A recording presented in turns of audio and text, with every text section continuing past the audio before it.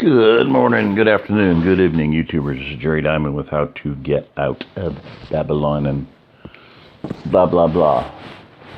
I don't say blah, blah, blah. I do quite a bit.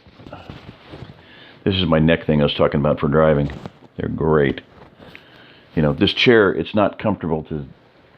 If I want to sit back, I'm looking at the ceiling practically, so it's nice. So, for tonight's lesson class, children, no, okay, I'm goofy, I know it, deal with it. I was talking to one gal the other day and one sister, and like, well, if I hang around with you, at least I'm going to laugh a lot. I said, laughter's the best medicine, you know. The Bible says it, you know. Hope deferred makes the heart sick, and, you know, laughter is healing to the bones. So, and I never was big on growing up, or whatever you want to call it. A few times we'd be going out, and my two kids would go, well, the two were going out with dancing or something. They go like, now, Dad, no, going to a church meeting. Dad, could you please act your age? And the other thing they asked me was, Dad, could you please try not to embarrass us this time? I have no idea what they're talking about. That's it. I mentioned it, and I wanted to talk about the Hopi elders. Quote, statement, whatever. Message. A message from the Hopi elders, okay? If you're not familiar with it, go ahead and look it up and, you know, print it out, whatever. Send it to your email. Send it to yourself. Screenshot it like I'm doing right now. And, you know, read it off and on. But that's what I'm going to talk about right now. Now, it's one website you can find it on. Very interesting that it's here. And it's the one I picked because it has pretty nice print. J. Crows. J. Crow. Okay. And jcrows.com. See the little insignia there, the little yellow black thing? That's their like icon, whatever you want to call it. www.jcrows.com.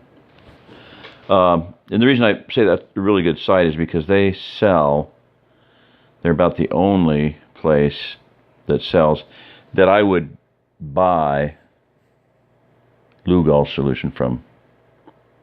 And you should buy some. Okay. So, there you go, Bubba-do. So let's get started here. If you got it pulled up while I was yakking, while I was biting my tongue, blathering, all right, then pull it up and let's look at it. A message from the Hopi elders.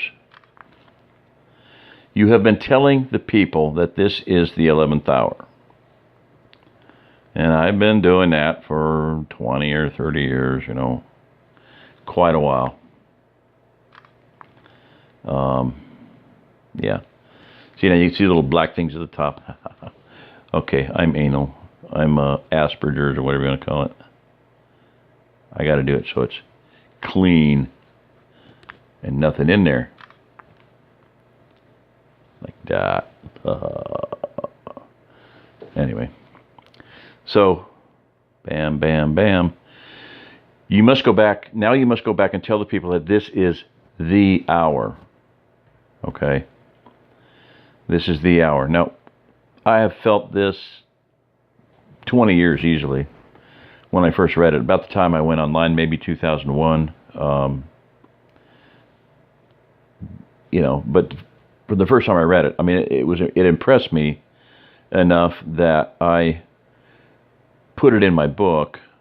Toward the end of the book, it's in there, How to Get Out of Babylon, okay? And, I felt it was a very real read on where we're at. And it's kind of timeless. It's kind of a universal. It's like, the Ten Commandments. I mean, there's universal truth and there's situational truth, okay? So, you have to determine what situation you're in. I mean, if in other words, if the truth that you, okay, let me rephrase it. Okay, start over. You want to major on the majors and minor on the minors, and a lot of people major on the minors and minor on the majors. They make big deal out of stuff that's not that big of a deal. I can't turn that light switch on because that will be like kindling a fire and I will be breaking Torah. Or that's just one that came to mind, I'm not trying to pick on anybody. If you've done that, oh well, it's legalism, That's a minor, because it's exactly what Messiah said, you tithe on mint and dill and cumin, and you ignore the weightier, things of the law. You're unjust to people. You oppress the poor. Read the prophets. Read Amos. If you're oppressing people, you are on Yahweh's list, excrement list. You're going to be dumped on. You're going to be taken to task. And it probably, if you do it as a rule of thumb for your whole life, you are not going to just be taken out to the woodshed. You're going to be put in a fire. So, and there's people doing that. And one thing I want to do, please get this message out. If you know somebody that is thinking about coming out here, getting out into the wilderness, coming out to the Ozark Plateau, even if it's in another state or something. But, in other words, Missouri, southeast Kansas, northeast Oklahoma, northwest Arkansas, southwest Missouri, anywhere in the country. But basically, there's a lot of people coming here right now. I mean, this spring, there's going to be, I have no idea, hundreds, thousands, tens of thousands.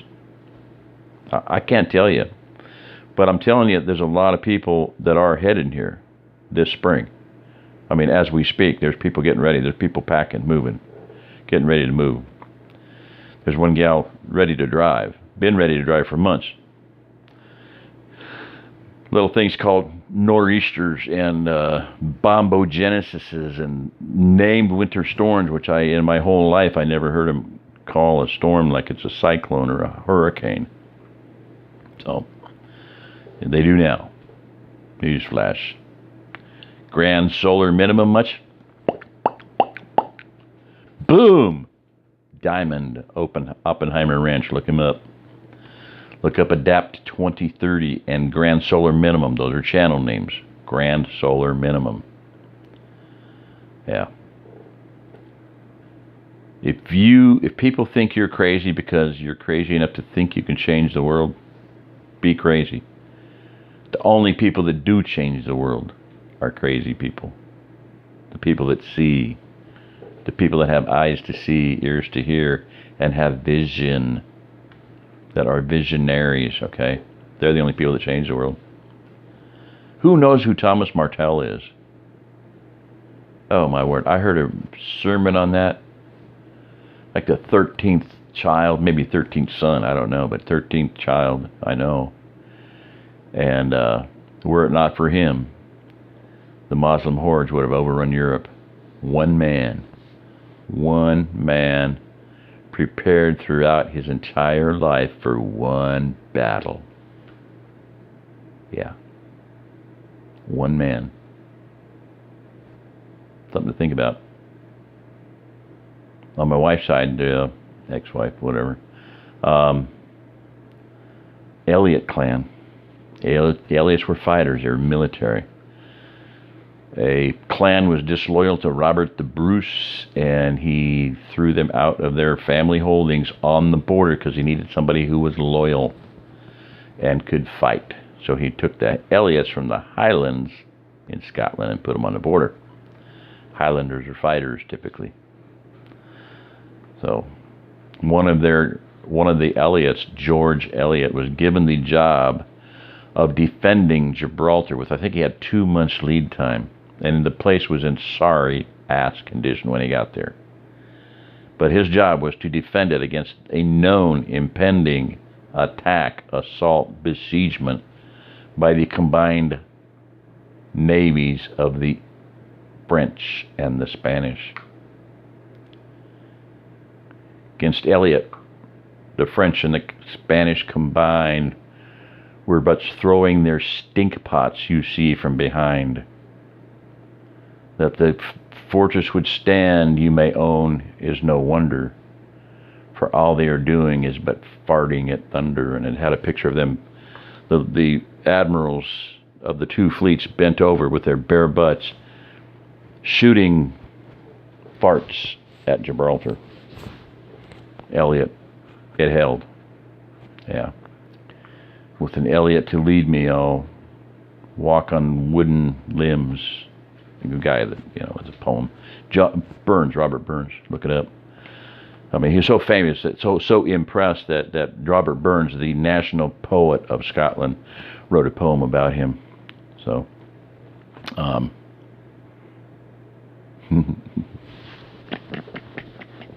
Bunny Trail. All right, back to the little lesson here. This is the hour. It's time. It's time. Here are the things that must be considered. Where are you living? That's a good question. Where are you living? So many people are in one of the recent people that contacted me said, I am in dire straits and I am in a downward vicious spiral that is going to end in destruction, something like to that effect.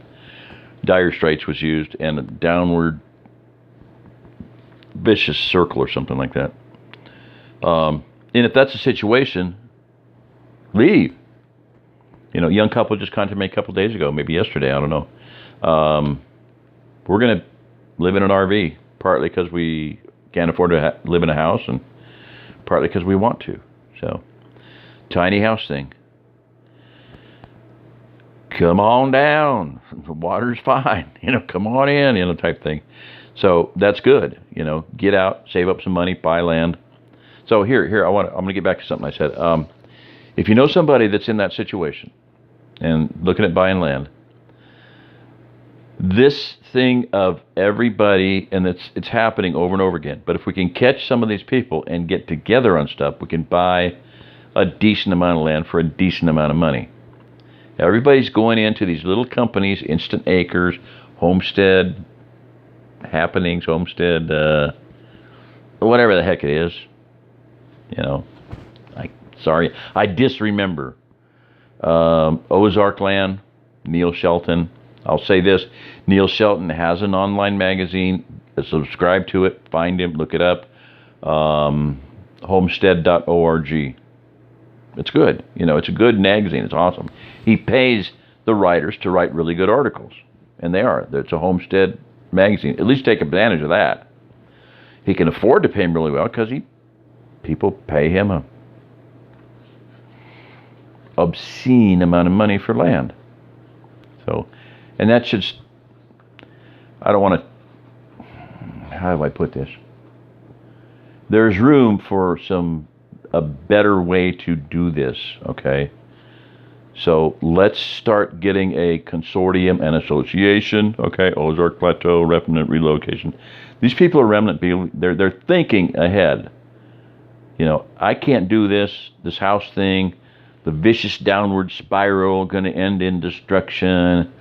Let's get our shit together, okay? Get an association going.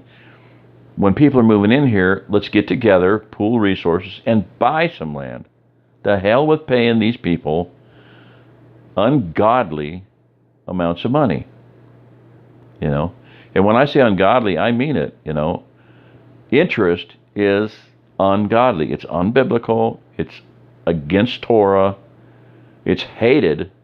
Yahweh hates usury. Okay? Don't pay it. You know, we should be able to buy a piece of land, pay cash for it. Or buy a piece of land and pay it off in a year. You know, eliminate that usury. Make double payments, make triple payments. You know, my family bought a farm, 10 acres, paid it off in less than a year. It's totally feasible. Anybody can do it. Okay? Especially if it's just a piece of land, bare land, you know. Think ahead. And some people, a lot of people are in this situation now where they're in that downward spiral and they can see the burn, you know, the fires down there and they're headed for it, you know, crash and burn type thing. That's where they're at. So we need to get out of that and break out of that. And we can do that. Just get a few people together. We can buy land. And at least everybody can have a place. If you want to subdivide it, you know, we can do that. Everybody else is doing it. I don't like the idea, but, you know, but it needs to happen. Now, one thing, too, is if you are even thinking, if you know anybody in this situation who's thinking about joining some kind of community, number one, if it's a perfect community, if it was perfect, if everything was perfect, and we came to Missouri, and I thought this community that we first got in contact with was perfect. I mean, it was awesome from what I was seeing.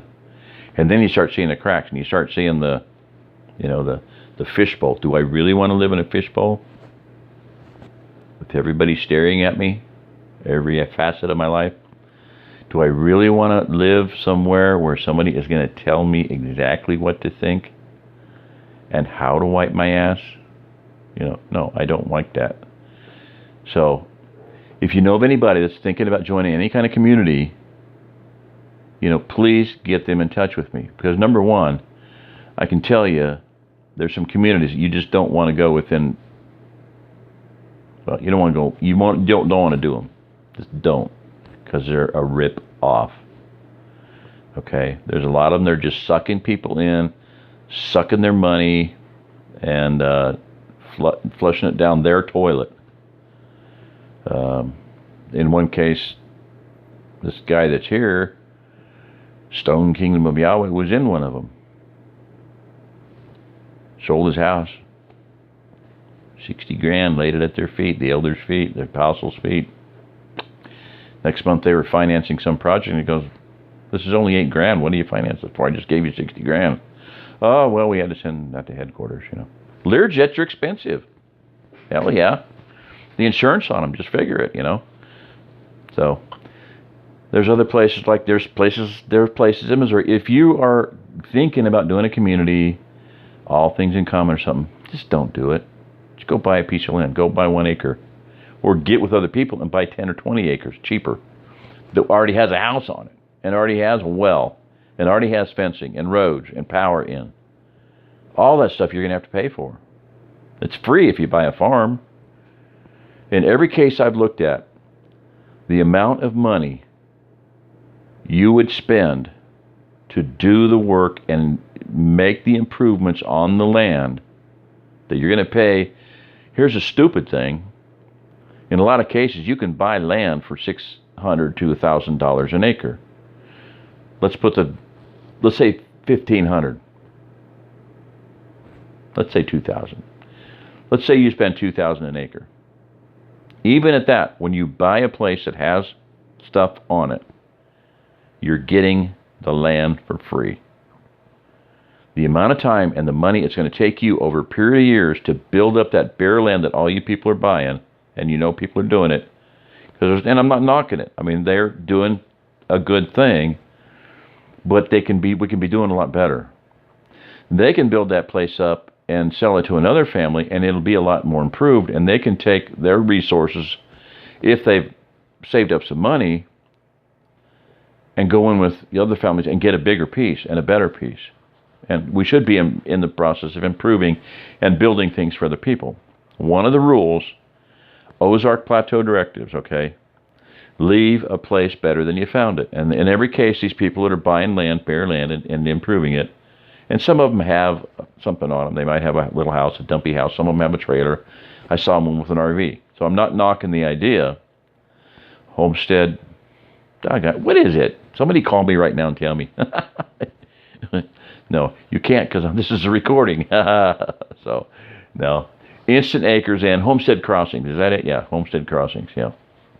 So, Ozark land. The problem I have is that one couple got a hold of me from Texas, looking at 2.9 acres, very interested in it, very excited about it, about buying it. And I did the math. It was a 30-year note or something. I don't know. Let's say 15-year. If something happened, if anything happened, or if they went the full length of it because of the interest, they were going to end up paying $45,000 for something that's only worth maximum $6,000. Okay. Now, 3 acres. Let's say five grand an acre. Because if you buy smaller acres, a lot of times, you're going to pay more money, $5,000. But why do that? Why not go in with somebody else and get your land for, less? 10 acres with a 10-acre farm, typically $50,000 to $75,000. Right now, Cedar County, we could walk in, buy one, have a house, building, barn, garage, all that stuff, a pond, $1 million spring-fed pond, basically. The quintessential, spring-fed pond. Man, I'll tell you what. Feels like a needle is in my foot. For $5,000 less than we're doing on this thing. Jersey and I are paying for this thing. 5 times the land, 10 acres instead of 2, 5 times as much land for $5,000 less. Yeah, we wish we could have jumped on that one. I wish somebody would jump on it. Get a few of you together, we'll do it. Buy it. So 64,000, something like that. Yeah. So you figure there's $64,000 worth of improvements on it. The land's free. Okay, so let's say it's 2,000 acres. Well, let's go 5 because y'all are paying that much. You're paying more than that. $5,000. 10 acres, 50,000, right? So the land you're paying for the land, or you're paying for the improvements. One or the other is free. So that's my take on it. We can do it. We're looking at Susan, gal from California, sister from California, sister Sue from Cali, is looking at land and has found 3 phenomenally nice places, And yeah, they're out of our price range, but hey, why not dream big? Our Father owns the cattle on 1,000 hills. He owns the whole thing. The earth is the Lord's, is Yahweh's, and the fullness thereof. He owns it. Think bigger than you are. Stop thinking about just taking care of yourself and start thinking about taking care of other people, and let's expand the vision and buy some land. More land. There's a church for sale, for crying out loud. It's a single-family dwelling, $40,000. Put it in Denver, put it in St. Louis. Things are worth probably $300,000, maybe $500,000. 3,100 square foot brick church, full basement, new well, new air, new AC, new furnace. We could hold services in it this Passover, and I would like to. So, somebody buy that if it's still out there. It sold once. Right, I heard about it right before, as we were in process of this thing, so it wasn't going to happen. The finance guy said there was no way it would qualify for a USDA loan. They didn't want to go look at it. So, but another realtor, I went to see it, and wow, look on my channel. There's video of it, not much, but it's there. We were really rushed. There was another person looking at it right after us, and somebody bought it. Then the realtor that took me there called me and said, or texted me and said, hey, that's back on the market. So whoever bought it didn't really buy it. So the owner's desperate to get rid of it. Owner finance, 20% down, $8,000 down, boom, it's yours. So it's ours. It's the kingdom's, and we could be doing video there. And oh my word, it would be a awesome headquarters for that part of the plateau. Alrighty. So do not go in any kind of community that is saying you got to be all in, all in. That means what's yours is mine and what's mine is mine. That's what it means. Most kinks, it was labor-wise where our community, we did some time in All Things in Common. Oh, okay, after a while. It took us quite a while, You're all like, this is a really wonderful thing we're doing here. Yup, yup, yup, yup. And before long, you're realizing that, community day is everybody works together to get something done. And every community day was go work at the owner's place, It never was work at our place, There's a lot of stuff to do. We really want to do a lot of stuff, but you're not important.